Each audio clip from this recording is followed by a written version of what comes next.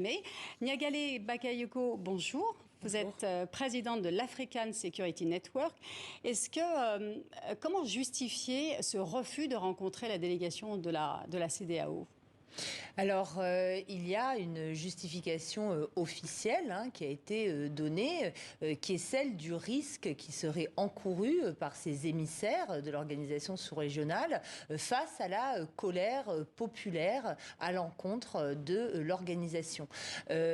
Cette colère de la population, elle est réelle ou est-ce que c'est une pantalonnade ? Je pense qu'il y a une réelle acrimonie qui s'est développée dans toute la sous-région face à la CEDEAO en raison des contradictions dans la mise en application de ces politiques. Tout d'abord, il faut savoir que l'agenda officiel de la CEDEAO depuis 2007 était le passage d'une CEDEAO des États à une CEDEAO des peuples. Et on lui reproche beaucoup dans les rues ouest-africaines, y compris à Niamey, de ne pas avoir mis en œuvre cet objectif. Il y a eu aussi ce qu'on considère comme du deux poids, deux mesures, avec l'absence de réaction face à ce qui a été considéré comme des coups d'État civils, où l'organisation n'a pas réagi en comparaison des sanctions qu'elle a pu prendre après des coups d'État militaires. Et ces sanctions ont été vécues comme étant avant tout des armes à l'encontre des populations elles-mêmes, plutôt qu'à l'encontre des gouvernements. Donc c'est tous ces arguments qui sont en effet courants dans les rues et qui peuvent être très facilement activés par la junte aujourd'hui. C'est ce qui peut expliquer aussi qu'une partie de la population puisse soutenir aussi les militaires qui ont pris le pouvoir ? Alors c'est l'un des éléments, ce qui explique qu'une partie de la population semble être indulgente vis-à-vis de cette prise de pouvoir par les armes, c'est qu'il y a à l'évidence une fatigue vis-à-vis de ce qui a été la façon dont la démocratie a été mise en œuvre. D'abord d'une façon avant tout réduite à la tenue de scrutins électoraux, sans accorder autant d'importance au respect de l'état de droit, au respect de la liberté d'expression. Ça fait partie des éléments qui font qu'il n'y a plus de foi dans la démocratie comme système de gestion des conflits et comme système de progrès social au niveau collectif ou au niveau individuel. Alors qu'est-ce que ce refus de dialoguer avec les CEDEAO augure ? Qu'est-ce qu'on peut imaginer pour la suite ? Une escalade par exemple ? Qu'est-ce que ça peut vouloir dire exactement ? Ce qui laisse penser qu'on peut entrer en effet dans une sorte d'engrenage, c'est que le dialogue n'a pas non plus été très ouvert avec les émissaires américains. On pourrait croire que des acteurs internationaux de poids pourraient avoir l'oreille des militaires aujourd'hui au pouvoir. Ce n'est pas ce qui s'est produit hier lorsque la représentante du gouvernement américain s'est rendue à Niamey. Et donc, il est dans la même logique de refuser de discuter avec ses émissaires. Et quant à la possibilité d'une intervention, c'est là qu'on a l'impression qu'on est face à une impasse, parce qu'elle semble s'imposer à la fois pour la crédibilité, mais même pour l'avenir de l'organisation, puisque on sait que les jeunes du Mali et de Burkina Faso ont fait preuve de solidarité, y compris éventuellement opérationnelle, avec la junte du Niger. Mais est-il possible pour les chefs d'État d'intervenir? Mais pour moi, la question n'est pas celle des moyens militaires. Il y a des moyens militaires dans cette sous-région. La plupart des États se sont largement renforcés au cours des 10 dernières années. La question est de la faisabilité d'une intervention, d'abord dans un contexte où il y aura beaucoup de civils, comme on vient de le dire, qui pourront être mobilisés. Donc il y a un risque de bain de sang.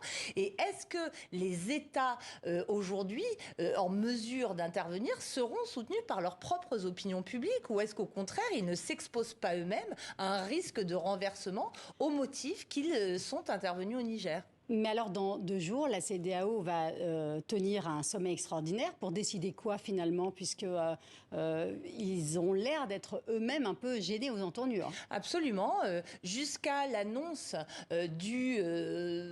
si ce n'est du refus, en tout cas des fortes préventions des sénateurs du Nigeria face à une intervention, on pouvait penser que celle-ci était assez logique, mais l'on voit une prudence de plus en plus exprimée par des États qui semblaient beaucoup plus allants dès le départ, comme la Côte d'Ivoire ou comme le Bénin. Mais la décision est compliquée à prendre parce qu'il y va véritablement de la crédibilité de l'organisation aujourd'hui. Alors, le Mali et le Burkina Faso, ces 2 pays se sont ouvertement rangés du côté des militaires au Niger. Quel type de soutien peuvent-ils apporter ?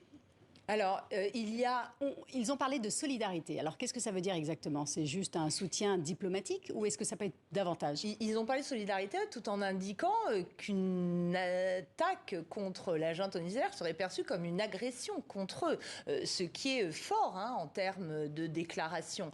D'un point de vue opérationnel, il me semble que toute solidarité par la voie terrestre serait compliquée, ne serait-ce parce qu'il y a des groupes djihadistes qui sont très présents, notamment dans cette zone des 3 frontières. Donc ça, c'est le premier élément. Le Mali, notamment, s'est renforcé en moyens aériens, mais est-ce qu'il est en mesure de les mobiliser alors qu'au-delà de la lutte contre le djihadisme, on voit aussi que les tensions sont vives avec les groupes indépendantistes ou autonomistes du Nord. Donc ça me paraît compliqué, mais faire preuve de solidarité qui pourrait peut-être aller jusqu'à une remise en cause de l'appartenance à l'organisation CEDEAO elle-même, ça pourrait être un acte fort aussi de la part de ces autorités. Alors, les militaires au Niger ont également nommé un Premier ministre et il est loin d'être un inconnu. Oui, en effet, il a d'ores et déjà joué un rôle à l'époque du régime de Zandja. Il était représentant d'une organisation internationale, donc de la BAD, au Tchad. Il a des liens forts, manifestement, avec ce pays.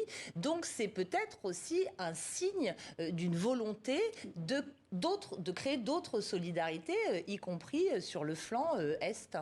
Mais alors, on n'a pas encore entendu. Est-ce que ça veut dire que c'est un Premier ministre fantoche ou est-ce que vous pensez qu'il y a eu des pressions pour qu'il incarne cette fonction-là? À mon avis, il est trop tôt pour le dire. 24 heures pour s'exprimer. On voit que les déclarations se font au compte-gouttes. Ne sont pas toujours les mêmes représentants qui parlent. Général Tiani ne le fait pas systématiquement. La question est celle de savoir si un Premier ministre civil peut rester à la tête d'un gouvernement dominé par des militaires. On a le cas précédent du Mali. Le 2e coup d'État, il faut le rappeler, a été perpétré contre les autorités civiles qui avaient été mises en place à la suite justement de l'intervention diplomatique de la CEDEAO. Donc la question de l'équilibre entre civils et militaires est toujours fragile dans ce type d'arrangement. Est-ce que les États-Unis sont le seul État occidental à avoir pris attache avec les militaires sur place ? Alors c'est difficile de le dire. Ce qui est évident, c'est qu'il y a eu tellement de soutien au renforcement des capacités de l'armée du Niger au cours des dernières années qu'il y a de nombreuses capitales qui ont noué des liens personnels de coopération avec certains de ces militaires. Donc il est fort probable qu'il y ait aussi des pourparlers. Alors les Américains veulent malgré tout croire à une négociation possible encore pour le retour du président Bazoum. Je vous propose d'écouter le porte-parole du département d'État.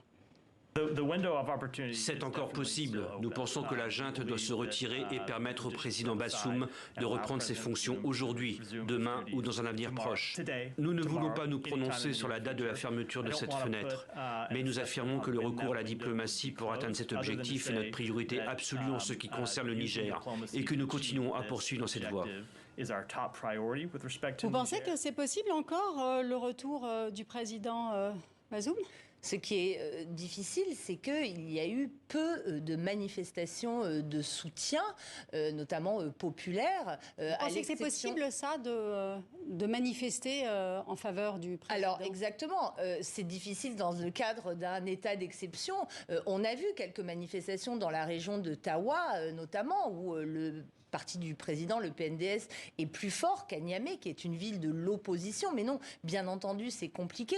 Mais même sur la scène internationale, il y a des expressions de solidarité, mais on le voit, qui s'expriment peu dans les actes, finalement. Donc, un rétablissement dans la situation ex-ante paraît aujourd'hui difficile.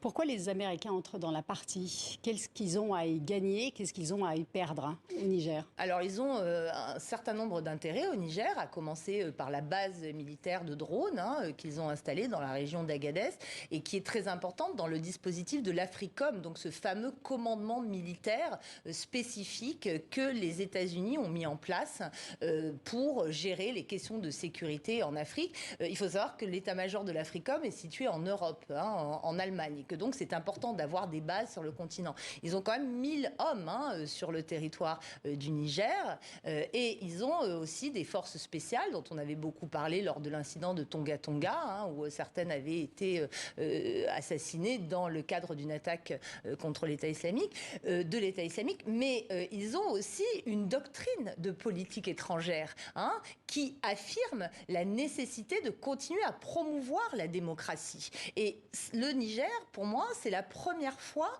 qu'ils démontrent leur volonté de traduire en actes cette stratégie et bien entendu, on l'a vu dans les déclarations aussi, de contrer l'influence russe qui les préoccupe bien entendu aussi.